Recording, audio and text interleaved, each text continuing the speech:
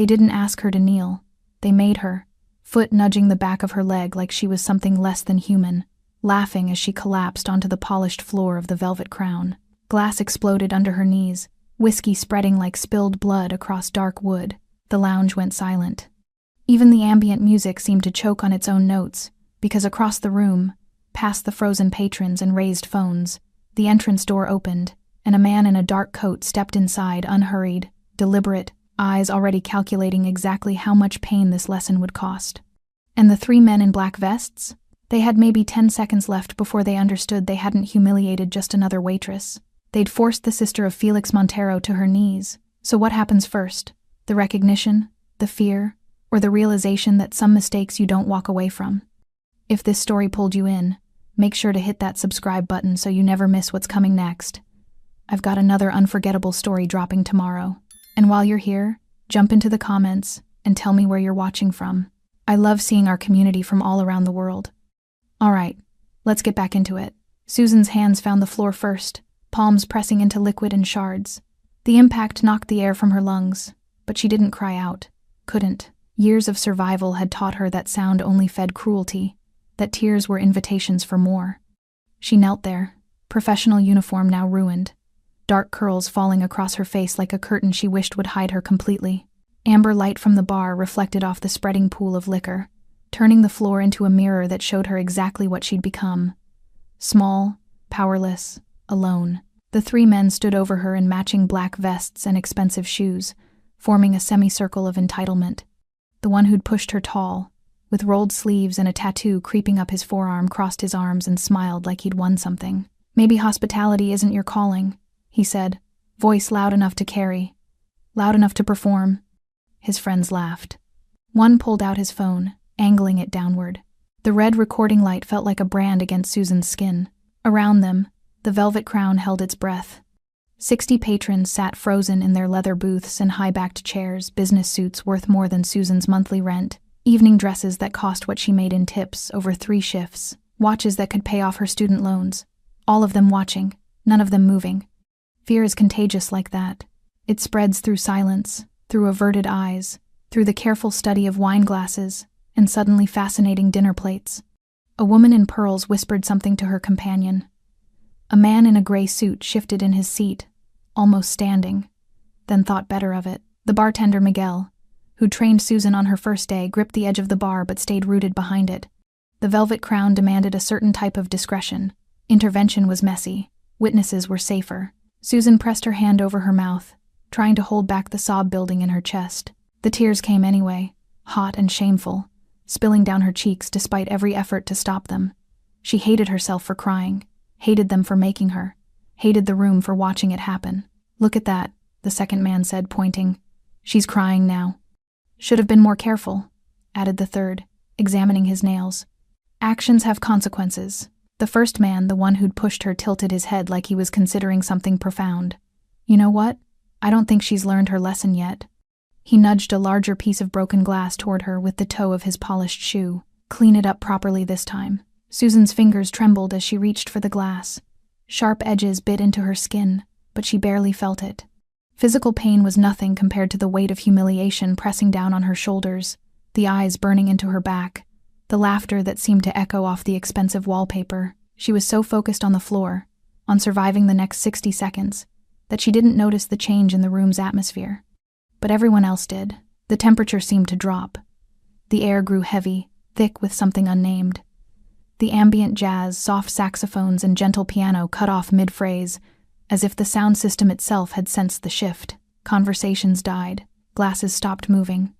Even breathing seemed to pause. Miguel, the bartender, went absolutely still, his knuckles white against the bar. The woman in pearls set down her wine with a hand that shook slightly. The man in the gray suit, who'd almost stood before, now pressed himself back into his booth like he was trying to become invisible. The entrance door had opened. Felix Montero stepped inside. He moved with the kind of calm that made your stomach drop, the kind of stillness that promised violence without needing to demonstrate it. Dark coat hanging open over a pressed shirt, hands relaxed at his sides, face carved from the kind of discipline that comes from knowing exactly how much damage you're capable of and choosing for now not to deliver it. He was handsome in the way dangerous things often are. Sharp jawline, dark eyes that missed nothing, hair styled with the kind of care that suggested control extended to every detail. But it was his presence that commanded the room, that quiet, inevitable authority that bent the air around him.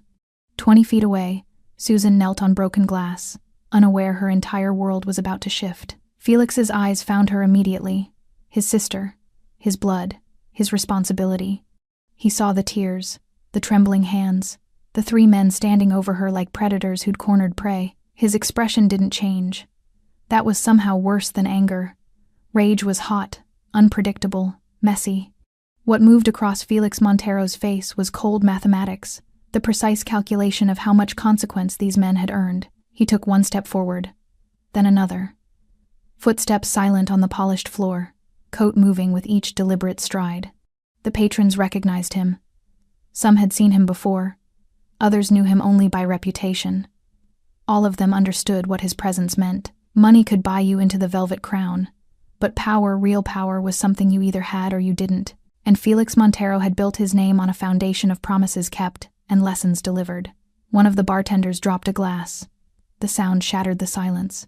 The three men in black vests continued laughing, oblivious, too focused on their entertainment to notice the room's transformation. Too drunk on their own perceived dominance to sense the predator approaching from behind. Felix crossed half the distance. Then 3/4. Susan finally looked up, tears still wet on her cheeks, and saw him. Their eyes met. She didn't call out. Didn't need to. Felix stopped 5 feet behind the men, close enough to hear their laughter, close enough to see exactly how they'd positioned themselves around his sister. He waited, patient, letting the moment build, letting witnesses remember, because what came next would matter. 3 months earlier, Susan had walked into the Velvet Crown believing opportunity wore polished brass fixtures and leather upholstery. She'd been wrong about that. Dead wrong. Rule number 1, the floor manager had said during her first shift, barely looking up from his clipboard. The customer is always right, even when they're wrong. Rule number 2, don't talk back, ever. Rule number 3, if something breaks, you pay for it. He'd smiled then, thin and administrative. Questions? Susan had swallowed every single one of them. The Velvet Crown occupied the kind of real estate that announced wealth before you even walked through the doors. Marble steps, brass railings that gleamed under amber light, windows tinted just enough to suggest secrets lived inside. The clientele matched the decor. Executives who closed deals over aged whiskey, socialites who treated servers like furniture, men in expensive suits who measured their importance by how invisible they could make the people serving them. Susan had needed the job. That was the beginning and end of her negotiating power. The first week, she'd learned to walk without making sound.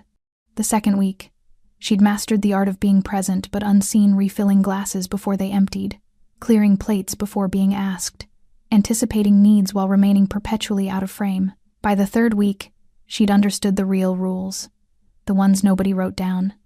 Don't make eye contact for too long. Don't smile too widely. Don't exist too loudly. And absolutely, under no circumstances, embarrass a customer, especially not the regulars who came in every Friday wearing black vests and entitlement like cologne. Those 3 had noticed her immediately, though not in any way that felt like being seen, more like being assessed, catalogued, filed away under exploitable. The tall one with the forearm tattoo, Susan had learned his name was Derek. Though he'd never bothered learning hers, enjoyed making her reach across him for empty glasses, positioning himself so she'd have to brush against his shoulder. "Excuse me," she'd murmur. He'd lean in closer. The second one, stockier with a ring on every finger, liked to change his order 3 times, watching her write it down, cross it out, rewrite it, then claim she'd gotten it wrong anyway. "Is it really that difficult?" he'd ask, loud enough for nearby tables to hear. The third one, lean and cruel, smiled. Preferred psychological games. He'd leave generous tips, then ask for them back. "Actually, I don't think you earned this, do you?" What could she say? The answer was predetermined. Susan had endured it all because endurance was survival, because rent was due on the 1st of every month and student loans didn't care about dignity, because jobs like this, in places like this, didn't come easily to women with community college degrees and resumes full of gaps. So she'd smiled through gritted teeth, said yes sir, and right away, and my apologies, built walls inside herself where pride could hide from humiliation, where self-respect could wait out the shift. But tonight, something had broken. Not just the glasses, though, those had shattered spectacularly, whiskey and gin mixing with crystal shards across the polished floor. What broke was the invisible line between exploitation and exhibition, between endurance and entertainment. Derek had called her over with a snap of his fingers. Actual fingers snapping, like she was a dog. She'd come anyway. That was the job. "This drink is warm," he'd said, though he'd barely touched it. "I'll get you a fresh one immediately." "No." His smile had widened. "I think you should fix it properly. On your knees." The table had erupted in laughter. Susan's face had burned, but she'd started to kneel, not on the floor, just to crouch beside the table, to accommodate the command while preserving some fragment of dignity. That's when his foot had found the back of her knee. Not a nudge. A shove. She'd gone down hard, tray flying, glasses exploding like fireworks across the amber-lit floor. And the room, the entire room full of witnesses and wealth and supposed sophistication, had done absolutely nothing. Now, kneeling in the wreckage of that moment, Susan felt something shift in the air, a pressure change, like the atmosphere before a storm. She looked up through the curtain of her curls and saw him. Felix. Her brother stood 20 feet away, dark coat hanging open, hands relaxed at his sides, face absolutely calm. But Susan knew that calm, had grown up learning to read the stillness that came before Felix delivered consequences. Their eyes met. She saw recognition flicker across his expression, not surprise, not shock, but something colder. Confirmation. The kind of look that said he'd always known something like this might happen, had always been prepared for exactly this moment. Susan wanted to stand, wanted to run to him, wanted to tell him she was fine. It was fine. Nothing she couldn't handle. But her knees were embedded with glass, and her uniform was ruined, and tears were still wet on her cheeks, and fine felt like a lie her body couldn't support.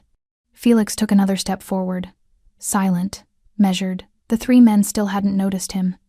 They were too busy enjoying their performance, too drunk on their own perceived dominance. "I think she needs to apologize," Derek was saying, phone still pointed downward, recording Susan's humiliation for whatever audience he imagined would appreciate it. A real apology, on her knees where she belongs. His friends laughed harder. Around the room, patrons shifted uncomfortably. The woman in pearls looked away. The man in the gray suit studied his steak with sudden intensity. Miguel, the bartender, gripped the bar so hard his hands shook, but he didn't move. Couldn't move. The Velvet Crown had rules, after all. Unspoken but absolute. Rule number 1, don't interfere with customers. Rule number 2, witnesses stay silent. Rule number 3, some people matter more than others. Felix crossed another 5 feet. Close enough now that the bartender could see him clearly. Miguel's eyes went wide. His mouth opened slightly, though no sound came out. Other staff members noticed next. A server near the kitchen door went pale. A busboy froze mid-step. The recognition spread through the room like electricity through water, invisible but undeniable. Power recognized power. Authority bent toward greater authority. The three men remained oblivious. Derek nudged another piece of glass toward Susan with his shoe. "Come on, clean up your mess. Show us you take your job seriously." Susan reached for the glass with trembling fingers. Felix stopped directly behind them and waited, patient, letting the moment breathe, letting every witness understand what they were about to see, because justice meant nothing if it wasn't remembered. The Velvet Crown had seen Felix Montero before, though never like this, never with murder written in the stillness of his shoulders. He stood 5 feet behind the three men, close enough to hear Derek's laughter, close enough to see the angle of the phone pointed at his sister, close enough to count the pieces of glass cutting into Susan's knees. His hands remained loose at his sides, fingers relaxed, breathing steady. But anyone who'd survived long enough in his world knew. Felix was most dangerous when he looked most calm. Around the room, recognition spread like a contagion. Miguel, the bartender, set down the glass he'd been holding with exaggerated care, as if any sound might detonate something already armed and counting down. His coworker, a younger guy who'd started last month, leaned in and whispered, "Who is that?" Miguel's response came through clenched teeth. "Don't look at him." But everyone was looking. Impossible not to. 2 servers near the kitchen had stopped mid-stride, trays balanced on their palms, food growing cold. A busboy pressed himself against the wall, suddenly desperate to be invisible. The hostess stand had been abandoned entirely. The young woman who usually manned it had retreated to the back office, phone in hand, already making calls to people who needed to know Felix Montero was in the building. The woman in pearls whispered urgently to her dinner companion, a silver-haired man whose face had gone the color of old paper. He dropped a $50 bill on the table, didn't wait for change, didn't ask for a check, and stood with the careful movements of someone trying not to attract predator attention. They weren't the only ones preparing to leave. At a corner booth, 3 businessmen in tailored suits suddenly remembered urgent appointments. Near the bar, a couple signaled frantically for their tab. By the windows, an older gentleman who'd been nursing the same scotch for an hour pushed it away untouched and headed for the exit with remarkable speed for someone his age. The Velvet Crown was bleeding patrons, but the 60 who remained stayed frozen, caught between self-preservation and morbid fascination. Because this whatever was about to happen would become the story they told for years, the night they witnessed Felix Montero deliver a lesson at the Velvet Crown. Felix's reputation preceded him the way thunder precedes lightning. You heard it first, felt it in your chest, knew the strike was coming. They said he'd built his influence on 2 principles, family and memory. Family meant protection without negotiation. You touched someone under his care. You answered to him personally.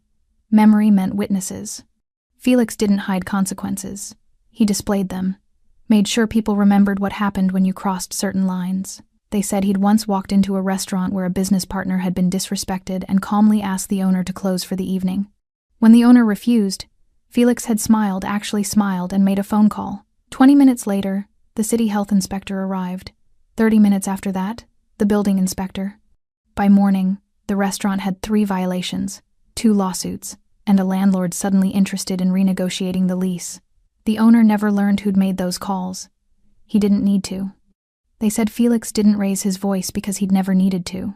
Authority that requires volume isn't really authority at all. They said a lot of things about Felix Montero. Some were exaggerated. Some were myths built on fragments of truth. But the core of every story was accurate. Felix protected what was his with the kind of totality that made examples of people who forgot that fact. And Susan kneeling on broken glass, tears wet on her cheeks, dignity shattered across polished wood, Susan was his. Felix observed the scene with the detached precision of someone cataloging evidence. The position of Susan's body, the angle of Derek's phone, the scattered glass, the spreading liquor, the expressions on surrounding faces, shock, fear, shameful relief. It wasn't them on the floor. He noted everything, filed it away, evidence for the trial that had already concluded. Derek was still talking, oblivious to the shift in atmospheric pressure. You know what your problem is? You don't know your place. Someone needs to teach you. Felix moved. Not rushed, not aggressive. Just shifted his weight forward, took 2 steps, and the air itself seemed to contract. The busboy against the wall actually gasped. Derek's friend, the stocky one with rings on every finger, felt it first. That primitive hindbrain warning that said predator, danger, run. He turned slowly, smile fading before his eyes even focused. When he saw Felix, the blood drained from his face so quickly he swayed. Derek, he said, voice barely audible. Derek, we need to. What? Derek didn't look up from Susan, too focused on his performance. I'm not done teaching. Derek, sharper now, urgent. The third man, lean and cruel, smiled, had gone absolutely still. Phone lowered, eyes locked on Felix with the kind of recognition that came from survival instinct. He'd seen enough dangerous men to know he was looking at something several tiers above his weight class. Derek finally registered his friend's reactions, finally turned around, finally saw. Felix stood 3 feet away now, hands still relaxed, coat hanging open, face carved from the kind of discipline that required no performance. He didn't need to puff his chest or flex his shoulders or widen his stance. Didn't need to announce himself. Power that has to announce itself isn't power. It's theater. This was power. Derek's phone slipped in his suddenly sweaty grip. His smile, that cruel, entitled smile, crumbled like cheap plaster under pressure. Recognition hit him in stages. First the face, then the name, then the implications of both. Oh, he said softly. Then again quieter. Oh. Felix said nothing, didn't blink, just stared at Derek with eyes that calculated exactly how much pain this lesson would cost, exactly how permanent the memory would be, exactly how thoroughly Derek would regret the next 5 minutes for the rest of his considerably less comfortable life. Behind him, Susan had gone completely still. Glass still embedded in her knees, tears still wet on her face. But something had shifted in her posture. The crushing weight of helplessness had lifted, replaced by something else. Hope. Felix's jaw tightened fractionally. the only visible sign of the rage burning beneath that cold, controlled exterior. Then he spoke. 2 words, quiet enough that only the men immediately around him could hear, but those 2 words changed everything. Step away. 2. Felix's voice was quiet, almost polite, the kind of tone you'd use asking someone to pass the salt at dinner. But it carried the weight of absolute authority, the certainty of consequence, the promise that this was the only warning they'd receive. Derek stumbled backward so fast he nearly tripped over his own feet. His phone clattered to the floor, screen cracking against the wood. The stocky one with the rings moved sideways, putting distance between himself and Susan like she'd suddenly become radioactive. The lean one, the cruel-smiled one, raised his hands slowly, palms out. Universal language for, I'm not a threat. 3 seconds. That's how long it took for their entire power structure to collapse. Felix didn't move closer. Didn't need to. He just stood there, coat hanging open, hands relaxed, watching them scramble away from his sister with the clinical interest of someone observing a predictable chemical reaction. Around the room, 60 witnesses held their collective breath. Susan remained on the floor, glass still cutting into her knees, but her hands had stopped trembling. She stared up at her brother, tears drying on her cheeks, and something passed between them, years of history compressed into a single look. All the times he'd protected her as kids. All the reasons she'd stopped asking for help as an adult. All the distance she'd put between them to prove she could survive on her own. And here he was anyway, like he'd always been watching, like he'd always known this moment might come. Felix's gaze shifted from the men to Susan, and his expression softened fractionally, not much, barely noticeable to anyone who didn't know him. But Susan saw it, saw the concern beneath the controlled rage, the fear beneath the authority. You're hurt, he said quietly. Not a question, a statement of fact that someone would answer for. Susan started to shake her head, started to say she was fine, but Felix was already moving. He stepped past the 3 men like they were furniture irrelevant, beneath notice, and knelt beside his sister with a grace that seemed impossible for someone his size. Up close, Felix was even more imposing. Broad shoulders, muscled forearms visible where his sleeves were rolled, chest broad beneath his pressed shirt. But it was his face that held attention, sharp jawline, dark eyes that missed nothing, features that could have been handsome in a softer life but had been hardened by choices and consequences. He reached out slowly, telegraphing the movement, and gently pushed Susan's curls back from her face. His fingers were careful, tender, the same hands that had built a reputation for delivering pain now wiping tears from his sister's cheeks with a gentleness that made the watching crowd ache. Let me see, Felix said. Susan shifted slightly, and he saw the glass embedded in her knees, the blood seeping through her stockings, the way she'd been kneeling in liquid and shards for God knew how long while 3 men laughed and a room full of people watched. Something flickered across Felix's face. Not rage was too hot, too immediate. This was colder, deeper, the kind of anger that didn't explode but rather calcified into permanent consequence. He looked up at Miguel behind the bar, didn't raise his voice, didn't need to. First aid kit. Now. Miguel moved faster than he'd ever moved in his life, nearly knocking over 2 bottles in his haste to reach the kit beneath the register. He brought it to Felix personally, hands shaking slightly as he offered it. Thank you, Felix said, polite as Sunday dinner. Miguel retreated quickly. Felix opened the kit with practiced efficiency and pulled out antiseptic wipes, gauze, tweezers. He set them on the floor beside him in a neat line, then looked at Susan with an expression that asked permission without words. She nodded. He began removing glass from her knees with the precision of someone who'd done field medicine before. Each piece came out clean, dropped into his palm, transferred to a napkin Miguel had nervously provided. Felix worked in silence, focused entirely on his sister, the rest of the room temporarily forgotten. This was the image that would burn into every witness's memory. Felix Montero, one of the city's most feared figures, kneeling on the floor of the Velvet Crown, carefully tending his sister's wounds with hands that could break bones but chose instead to heal. The woman in pearls had tears in her eyes. The man in the gray suit looked like he might be sick. Even the staff seemed shaken by the intimacy of it, the contrast between reputation and reality. Behind them, Derek and his friends remained frozen, shoes scraping occasionally against wood as they shifted weight, unsure if they were allowed to leave, terrified to stay. Felix cleaned Susan's knees with antiseptic, then wrapped them carefully in gauze.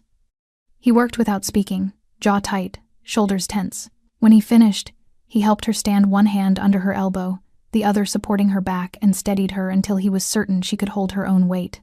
Only then did he turn around. The temperature in the room plummeted. Felix's expression had shifted from gentle concern to something carved from ice and inevitability.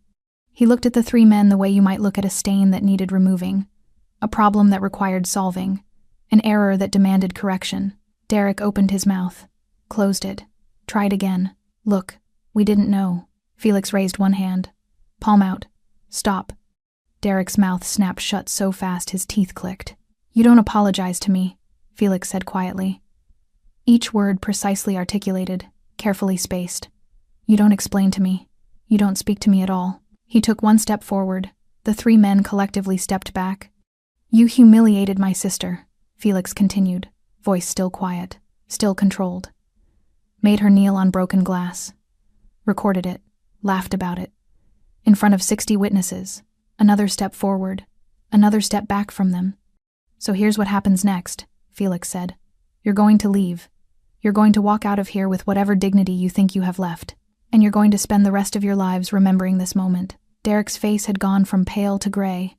"We're sorry, we didn't mean—" "I said," Felix interrupted, voice dropping even lower. "You don't speak to me." He turned slightly, addressing the room now, making sure every witness heard clearly. "These three men," he gestured without looking at them, "are no longer welcome in the Velvet Crown. Not tonight. Not ever. Anyone who serves them, anyone who accommodates them, anyone who pretends they're acceptable company, you answer to me personally." Silence. Felix looked at the manager, who'd appeared from his office looking like he might faint. "Am I understood?" The manager nodded so hard his glasses slipped down his nose. "Yes, sir. Completely understood." "Good." Felix turned back to the three men. "Leave. Now." They ran. Not literally, pride wouldn't allow them to sprint through the Velvet Crown like frightened children, but their exit carried the unmistakable energy of flight. Derek's shoulder hit the doorframe on his way out. The stocky one with the rings forgot his coat draped over the chair. The lean one looked back once, caught Felix's eyes still tracking him, and moved faster. The door closed behind them with a soft click that somehow felt louder than a slam. For 3 full seconds, nobody in the Velvet Crown moved. 60 witnesses frozen in a tableau of aftermath. Afraid that breathing too loudly might remind Felix Montero they'd watched his sister kneel on broken glass and done nothing to stop it. Then Felix turned back to Susan. The transformation was immediate.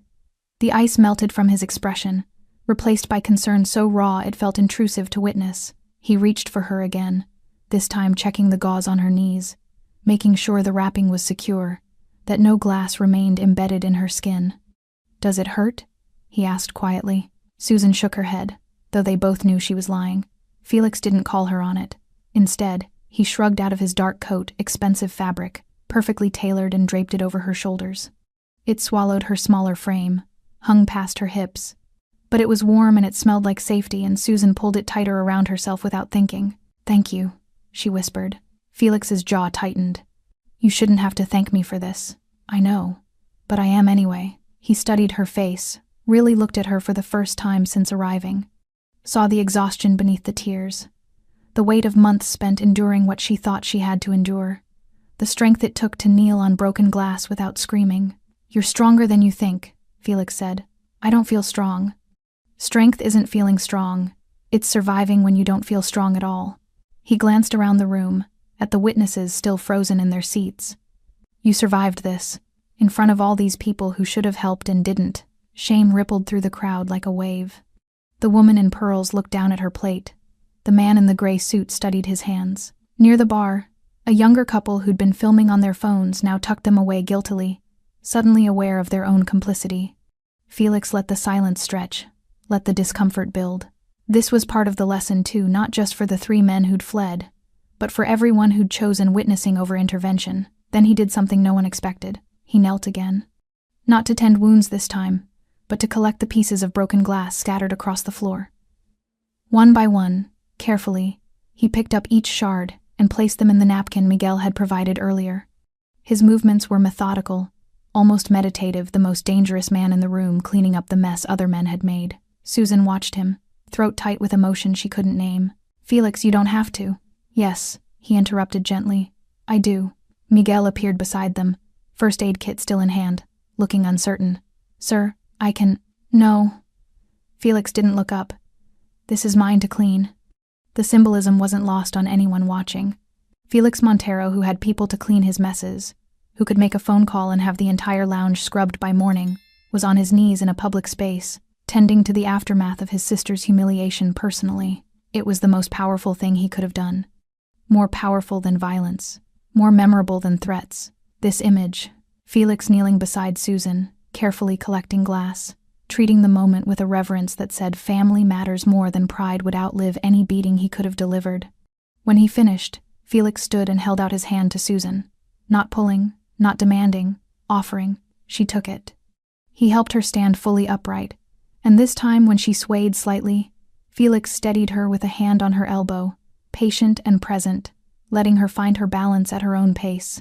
"Can you walk?" he asked. "I think so. Then let's get you out of here." But before they could move toward the exit, the floor manager appeared, the same man who'd recited rules on Susan's first day, who'd taught her that customers were always right even when they were wrong. He looked pale, sweat beading on his forehead, hands clasped in front of him like a supplicant approaching a throne.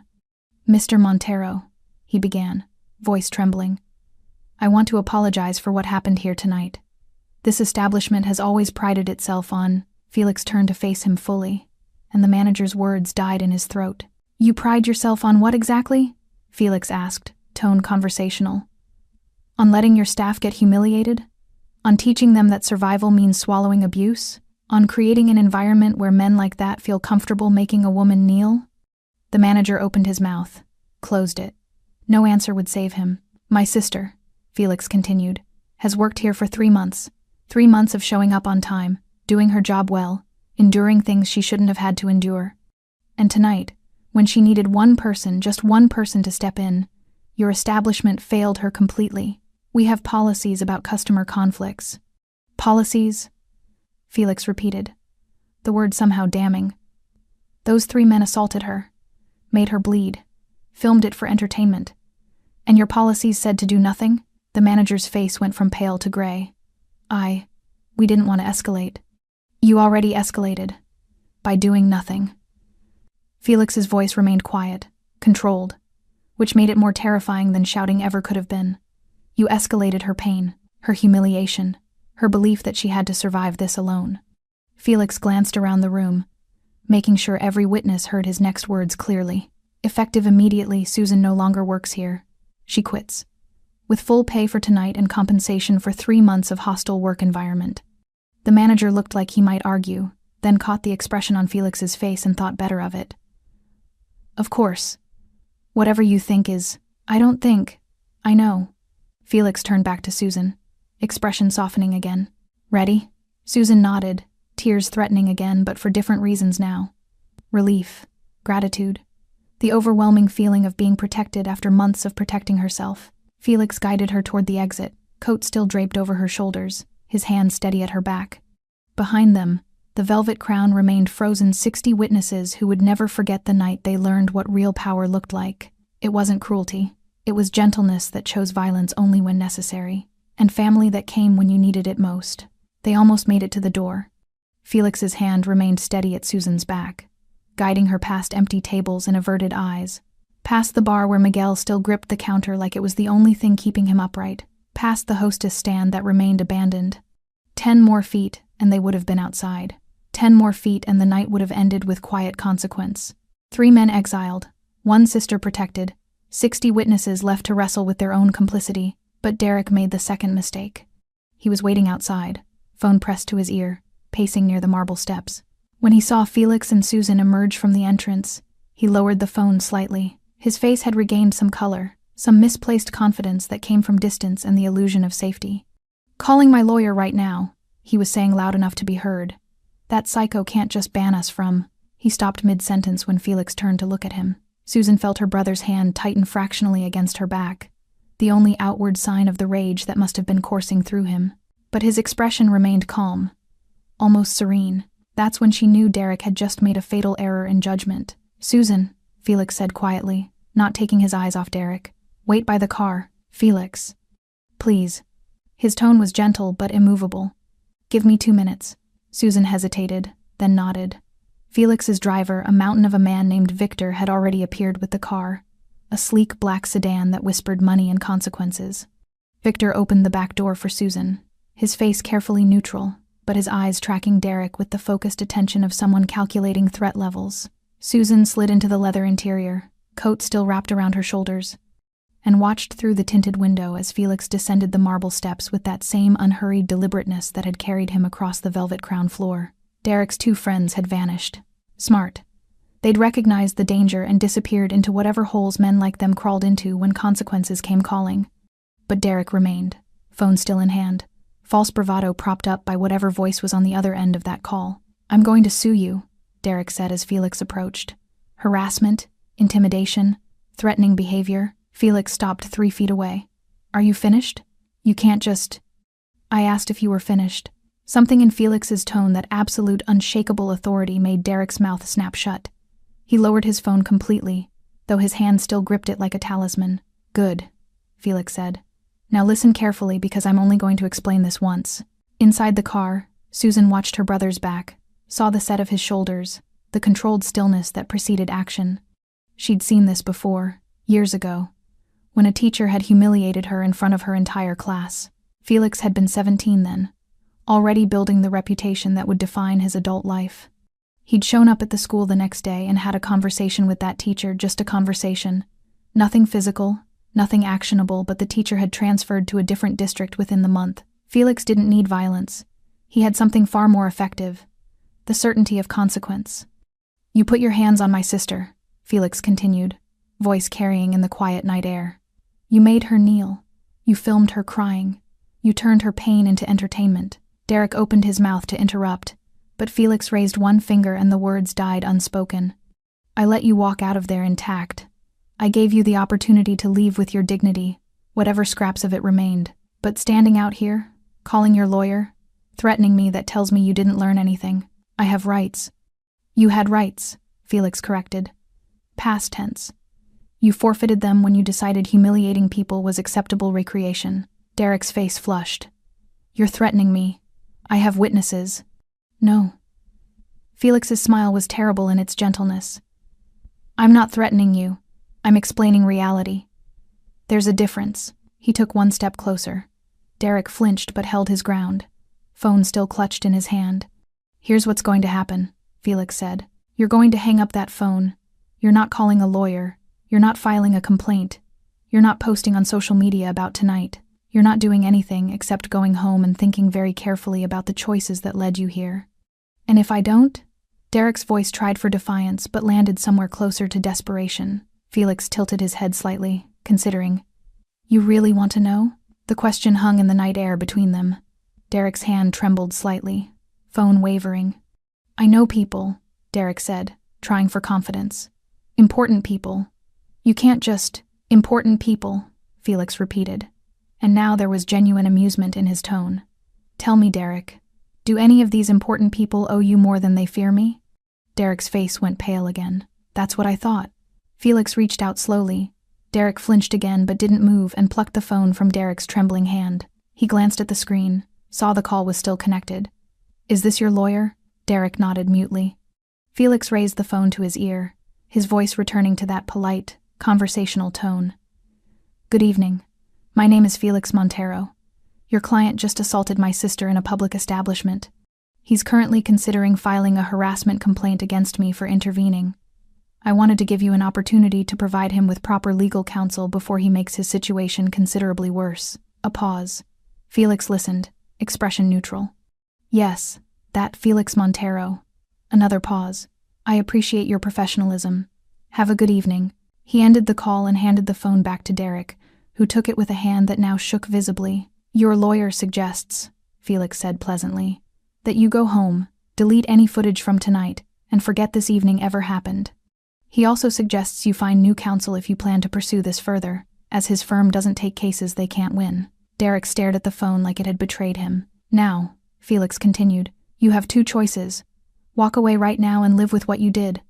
Or keep talking, keep threatening, keep pretending you have leverage you don't possess, and discover exactly how much worse I can make your life without ever touching you again." He stepped back, giving Derek space to leave.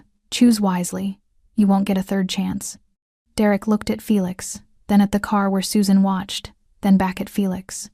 Whatever he saw in those calm, calculating eyes made the decision for him. He turned and walked away quickly, shoulders hunched, phone dark in his hand. Felix watched until Derek disappeared around the corner, then turned and walked back to the car with that same measured pace. Victor opened the door for him, and he slid into the back seat beside Susan. The car pulled away from the Velvet Crown in silence. Victor drove with the quiet competence of someone who'd seen worse nights than this, his eyes checking the rearview mirror at regular intervals, always watching, always assessing. Susan sat wrapped in Felix's coat, forehead pressed against the cool window, watching the city lights blur past. Her knees throbbed beneath the gauze, but the physical pain was nothing compared to the emotional exhaustion settling over her like heavy fabric. Felix said nothing, just sat beside her, hands folded in his lap, giving her space to process. 3 blocks passed before Susan spoke. "You didn't hurt him." "No.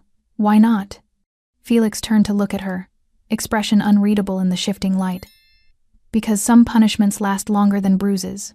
Susan absorbed this, then nodded slowly. She understood. She'd grown up watching Felix operate, watching him build influence not through violence but through the carefully orchestrated collapse of consequences. Their father had been the opposite, all rage and fists and immediate gratification. Felix had learned young that fear based on anticipation was more effective than fear based on memory. "What happens to them now?" she asked quietly. Felix pulled out his phone, a sleek device that looked ordinary but Susan knew was anything but. He tapped the screen a few times, then began making calls. The first was to someone named Marcus. "It's me," Felix said when the call connected. "I need you to look into 3 men." He rattled off names: Derek Castellano, James Voss, Peter Chen, along with physical descriptions and the fact they'd been at the Velvet Crown tonight. Employment, business licenses, professional associations, anything that gives them standing. "I want to know where they're vulnerable." A pause while he listened. "No, nothing illegal. I just want information. By morning." He ended the call and immediately dialed another number. This time a woman answered. Susan could hear her voice through the speaker, professional and alert, despite the late hour. "Elena, I need a favor. 3 men assaulted someone under my protection tonight at the Velvet Crown. I want it known they're no longer welcome in any establishment where I have influence." Elena's response was immediate. "The usual list?" "Expanded list. Every restaurant, club, lounge, and bar in the city that values my patronage. They get turned away at the door. Politely, professionally, but absolutely. Consider it done. Do you want this permanent or temporary?" Felix glanced at Susan, then back at his phone. "Permanent until I say otherwise." "Understood. I'll have it circulated within the hour." The call ended. Felix made 3 more in rapid succession to people whose names Susan didn't recognize but whose tones suggested they took Felix's requests very seriously. Each conversation was brief, professional, devastating in its efficiency. By the time the 4th call ended, Derek, James, and Peter had been effectively exiled from the city's social infrastructure, not through violence, not through overt threat, just through the quiet withdrawal of access and influence that made a city navigable for men like them. Susan watched her brother work with a mixture of awe and discomfort. This was Felix's world, a world where power moved through phone calls and favors, where consequences accumulated silently until they became inescapable. "You're scaring me a little," she admitted. Felix lowered his phone and looked at her directly. "Good. Not because I want you afraid of me, but because I want you to understand you're never as alone as you feel. I didn't ask for this." "I know. You never ask. That's the problem." He shifted in his seat to face her more fully. "Susan, you've been working at that place for 3 months. 3 months of coming home exhausted, of dodging my calls, of pretending everything was fine when I could hear in your voice that it wasn't. I was handling it. You were enduring it. There's a difference."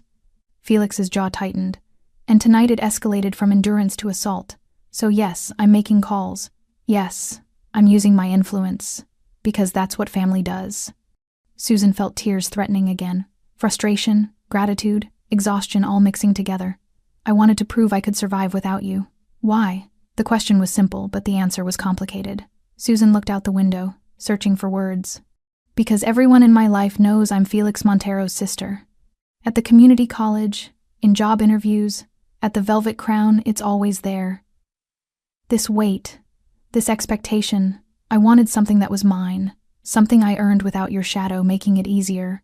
Felix was quiet for a long moment. When he spoke, his voice was softer than she'd heard it all night. I understand that. I do. But Susan, refusing help when you need it isn't strength. It's just pain you're choosing to carry alone. I didn't want to be weak.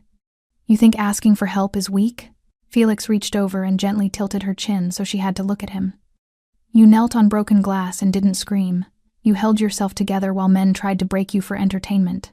You survived months of subtle cruelty without letting it destroy your capacity for kindness. That's not weakness. That's the opposite of weakness. Tears spilled over despite Susan's best efforts. Felix pulled her into a careful hug, mindful of her injured knees, and let her cry against his shoulder while the car navigated the quiet streets. I'm sorry I didn't call you, Susan whispered. I'm sorry you felt you couldn't. They stayed like that for several blocks, brother and sister, protector and protected, both carrying the weight of choices and consequences. Eventually Susan pulled back, wiping her eyes. What happens now? Now? Felix pulled out his phone again and showed her the screen. Now Marcus sends me a very detailed report about 3 men who are about to have several very bad weeks. The report was already coming through employment information, business partnerships, professional certifications, social connections. Felix scrolled through it with the focused attention of someone reading evidence in a trial that had already been decided. Derek Castellano works in commercial real estate, Felix read aloud. His firm relies heavily on city contracts and connections with property developers, several of whom owe me favors. He scrolled further. James Voss owns a luxury car dealership, financing through 3 banks where I have significant accounts. Another scroll. Peter Chen is a financial consultant, manages portfolios for high-net-worth clients who value discretion and stability. Felix looked up at Susan. By tomorrow morning, Derek's firm will be reassessing his position. James's financing will become more expensive. Peter's clients will start asking uncomfortable questions about liability and judgment. You're going to ruin them. No, Felix corrected gently. I'm going to let them ruin themselves. I'm just removing the safety nets they didn't appreciate having. He powered off his phone and pocketed it. Consequences walk quietly, Susan. They don't announce themselves. They just arrive. The car turned onto a quieter street, away from the glittering downtown core where the Velvet Crown lived among other temples of manufactured sophistication. Here, the buildings were older, more honest brick facades that didn't pretend to be anything other than what they were. Victor pulled up to a brownstone with warm light glowing in the upper windows. Felix's place. Susan had been here before, though not recently. Not since she'd decided independence meant distance. Come inside, Felix said. It wasn't a command, despite how it might have sounded. Let me clean those wounds properly. Make sure there's no glass I missed. Susan wanted to argue, wanted to prove she could go home, take care of herself, continue the pattern of self-reliance she'd been building. But her knees hurt and exhaustion had settled into her bones, and the thought of being alone right now felt unbearable. Okay, she said quietly. Victor opened the door for them. Felix helped Susan out carefully, his hand steady under her elbow as she found her balance on the sidewalk. The gauze around her knees had darkened slightly, not bleeding through, but enough to show the wounds weren't superficial. Inside, the brownstone was exactly as Susan remembered. Clean lines, expensive but understated furniture, everything in its place. This was Felix's sanctuary, the space where he could shed the weight of reputation and just exist. He guided her to the couch, then disappeared into what she knew was a fully stocked medical supply closet. Felix had always been prepared for emergencies, a habit born from their childhood, from years of patching each other up after their father's rages. When he returned, he carried a proper first aid kit, bottled water, and clean towels. He knelt in front of her the second time tonight he'd taken that position and carefully began unwrapping the gauze he'd applied at the Velvet Crown. This might sting, he warned before applying fresh antiseptic. It did sting, but Susan bit her lip and stayed still. Felix worked with the same careful precision he'd shown before, checking for any remaining glass, cleaning the cuts thoroughly, applying antibiotic ointment before rewrapping with clean gauze. You've gotten better at this, Susan observed. Practice, Felix said without elaborating. They both knew what that meant. Felix's world required frequent medical attention that couldn't always involve hospitals and questions. When he finished, Felix sat back on his heels and studied his sister's face. When did we stop talking? The question caught Susan off guard. We still talk? No. We exchange information. Weather, work, surface-level updates. But we stopped talking. Really talking. The way we used to. Susan looked down at her hands, fingers twisting together. After you took over Dad's business. After you became, she gestured vaguely. This, Felix repeated. You mean after I became someone who scared you? Not scared. Never scared of you. Susan met his eyes. Scared for you. And scared of what being your sister meant. Everyone looked at me differently once your reputation grew. Like I was dangerous by association. Like I came with threats attached. Felix stood slowly and moved to sit beside her on the couch, careful not to jostle her injured legs. I never wanted that for you. I know. But it happened anyway. Susan pulled his coat tighter around herself. Do you remember when we were kids? Before everything got bad with Dad? I remember. You used to walk me to school every morning. Carried my backpack even though yours was heavier. Made sure I ate breakfast even when there wasn't much food in the house. Felix's jaw tightened at the memories. Someone had to. You were 12, Felix. 12 years old and already playing parent because ours couldn't. Susan's voice cracked slightly. And then you got older, and Dad got worse, and you had to make choices no teenager should make. Had to become hard to survive. I did what I had to do. I know, and I'm grateful. But Felix, you sacrificed your softness to keep us safe. And somewhere along the way, I think you forgot you were allowed to be anything other than dangerous. Felix was quiet for a long moment, staring at his hands, the same hands that had just tenderly cleaned her wounds, the same hands that had built an empire on controlled violence and strategic fear. I didn't forget, he said finally. I just couldn't afford to be soft outside these walls. The world I operate in doesn't reward gentleness, but you were gentle tonight. At the Velvet Crown, you knelt beside me and cleaned glass off the floor and held me like I mattered more than your reputation. You do matter more than my reputation. You always have. Susan felt tears threatening again. She'd cried more tonight than she had in months. Then why does it feel like we're strangers pretending to be family? Felix turned to look at her fully, and for the first time all night, Susan saw past the controlled exterior to the hurt underneath. The loneliness of being powerful but isolated, the weight of being feared but not known. Because you pulled away? Felix said quietly. And I let you, because I thought that's what you needed. Distance from me, from what I am, from the consequences of being related to someone like me. I pulled away because I didn't want to be a liability. Didn't want you making choices based on protecting me instead of what was right for you. Susan, you're not a liability. You're the reason I make the choices I make. Everything I built, every move I've made, it's so you could have options I never had. Safety I never felt. Freedom to choose your own path. Even when my path led me to the Velvet Crown, to men who thought they could humiliate me because I was nobody, Felix's expression hardened. You were never nobody, not to me. And those men learned tonight what happens when people forget that family isn't about blood, it's about who shows up when everything falls apart. Susan leaned her head against her brother's shoulder, exhaustion finally winning over pride. I'm sorry I made you feel like you had to stay away. I'm sorry I let you believe you had to survive alone. Felix wrapped his arm around her shoulders carefully. We're not good at this, are we? The talking thing. Terrible at it, Susan agreed, a small laugh escaping despite everything. They sat like that in the quiet brownstone, two people who'd survived the same childhood in different ways, finally remembering why they'd fought so hard to protect each other in the first place. Outside, the city continued its endless motion. But inside, for the first time in years, Felix and Susan simply existed together, not as protector and protected, not as dangerous reputation and vulnerable liability, but as what they'd always been underneath all of it. Brother and sister. Family. Morning light filtered through the brownstone's windows, gentle and forgiving in a way the previous night had not been. Susan woke on Felix's couch, a soft blanket draped over her that she didn't remember pulling up. Her brother sat in the chair across from her, already dressed, coffee in hand, watching her with an expression she couldn't quite read. How long have you been awake? She asked, voice rough from sleep. A while. Old habits. Felix set down his coffee. How are your knees? Susan shifted slightly, testing. They hurt, but less than she'd expected. Manageable. Good. Because we need to talk about what happens next. Susan sat up carefully, blanket pooling around her waist. Next? The Velvet Crown doesn't get to pretend last night didn't happen. Neither do the people who watched.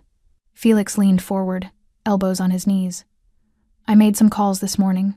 The ownership is very interested in demonstrating their commitment to staff safety. Felix, they're implementing new policies, mandatory intervention training for management, direct lines for reporting harassment, Security protocols for removing abusive patrons.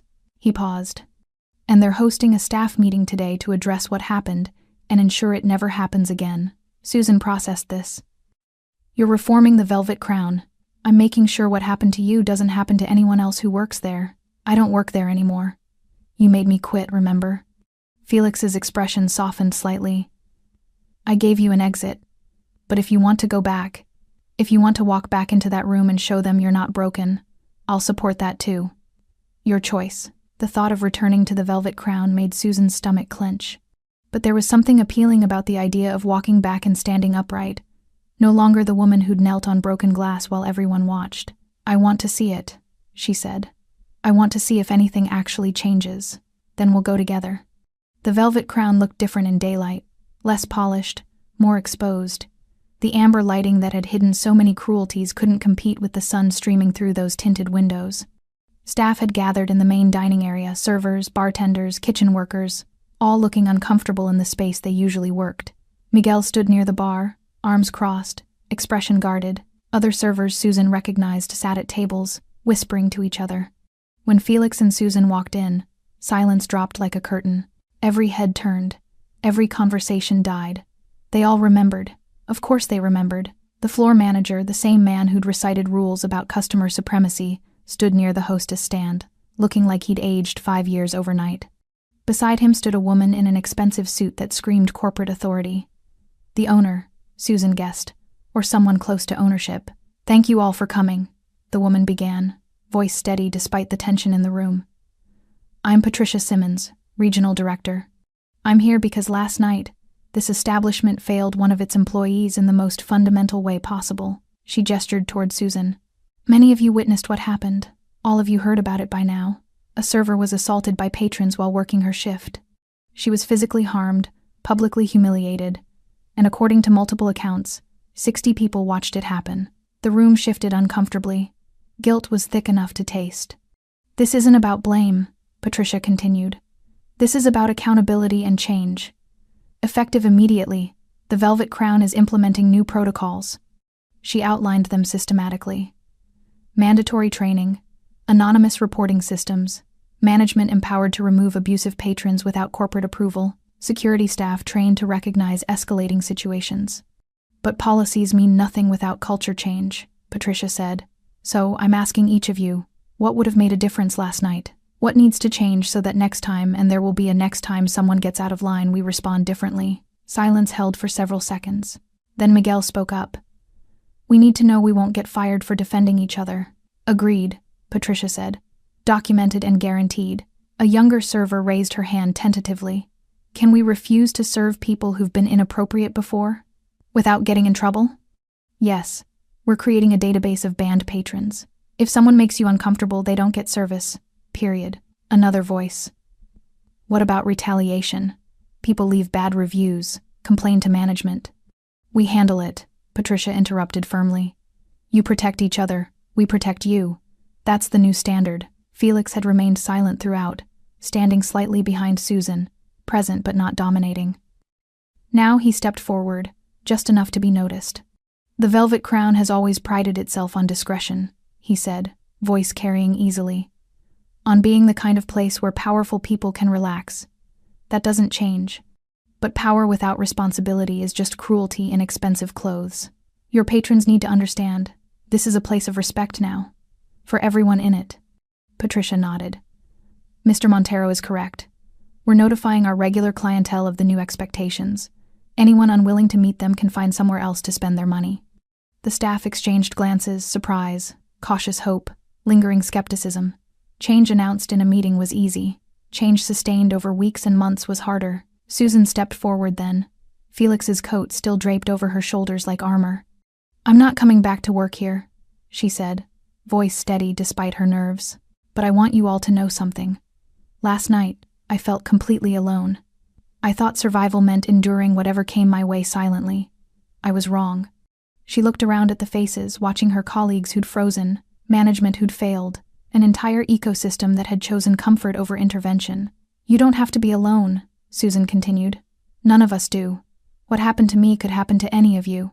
And when it does, when someone crosses a line, when you feel unsafe, When you need help, I hope you'll speak up. I hope you'll intervene for each other. Because nobody should have to kneel on broken glass while a room full of people watches. Miguel was the first to stand. Then another server, then another. Within seconds, the entire staff was on their feet, not applauding, not cheering, but standing in silent solidarity that said, "We hear you, we see you, we'll do better." Susan felt Felix's hand settle gently on her shoulder. Supportive, present, but letting her have this moment. The velvet crown would never be perfect. But maybe, just maybe, it could be better. The brownstone was quiet that evening. Felix had given Susan space to rest, to process, to decide what came next. She'd spent most of the afternoon on his couch, alternating between sleep and staring at the ceiling, her mind replaying the past 24 hours on an endless loop. Now she stood in front of the mirror in Felix's guest bathroom, examining her reflection. The woman looking back at her had bandaged knees and exhaustion written in the shadows under her eyes, but she also looked different somehow. Stronger, maybe. Or just less willing to apologize for taking up space. A knock on the doorframe made her turn. Felix leaned against it, hands in his pockets, expression gentle. "How are you feeling?" "Honestly, I don't know." Susan turned back to the mirror. "Part of me wants to pretend last night never happened, but a bigger part knows I can't unsee what I saw, which is how easy it is to become invisible, how quickly people choose comfort over courage." She met Felix's eyes in the reflection. How alone you can feel in a room full of witnesses. Felix stepped into the bathroom, leaning against the counter beside her. "You're not invisible, Susan. You never were." "I felt invisible. For 3 months, I felt like I only mattered when someone needed something from me. A drink refilled, a table cleared, an apology delivered for mistakes I didn't make." She touched the edge of the bandage on her knee. "And then last night, I mattered for all the wrong reasons. Because I was entertainment. Because hurting me was easier than respecting me. That's on them, not you. I know. But it still happened. And I can't pretend it didn't change something." Felix was quiet for a moment, then, "What do you want to do now?" "Not what you think you should do. Not what makes the best story. What do you actually want?" Susan considered the question carefully. What did she want? "I want to stop proving things," she said finally. "I spent 3 months at the Velvet Crown trying to prove I could survive without you. Trying to prove I was strong enough, independent enough, capable enough. But all I proved was that suffering alone doesn't make you stronger. It just makes you alone. So what does that mean?" Susan turned to face her brother directly. "It means I'm done pretending I don't need people. Done treating help like weakness. Done carrying weight I don't have to carry just to prove some point about independence." Felix's expression shifted relief mixed with something that looked like pride. "That's the smartest thing I've heard you say in years. Don't let it go to your head." But Susan smiled slightly. "I'm still not moving back in with you, or joining the family business, or whatever protective big brother fantasy you've got planned. Wouldn't dream of it. But I'm also not going to disappear for months at a time because I'm afraid of being Felix Montero's sister. That's who I am, part of who I am. And last night taught me that connection isn't the same as weakness." Felix reached out and pulled her into a careful hug, mindful of her injuries. "I'm glad you're learning that. Took me longer than I'd like to admit." They stood like that for a moment, brother and sister, both carrying scars from childhoods that had required them to be harder than children should ever have to be. When they separated, Susan asked, "What happened to those 3 men, Derek and the others?" "They're learning what consequences feel like," Felix said simply. "Nothing illegal. Nothing you need to worry about. Just the natural result of choices they made. Will they come after me? Try to retaliate?" "No." Felix's voice carried absolute certainty.